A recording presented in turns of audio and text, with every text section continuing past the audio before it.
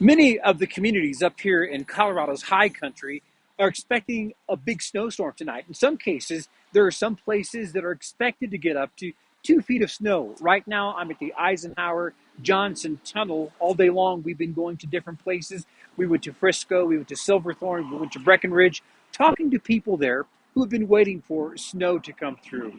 Many of these communities depend on the snow for things like skiing and a number of other outdoor snow sports to keep these communities going because their economies depend so heavily on them. We talked to tourists today. They were happy with the snow. The skiers saying in some places they had some pretty decent snow, but they're certainly looking forward to the 2 feet that are expected to fall in these different mountain communities tonight.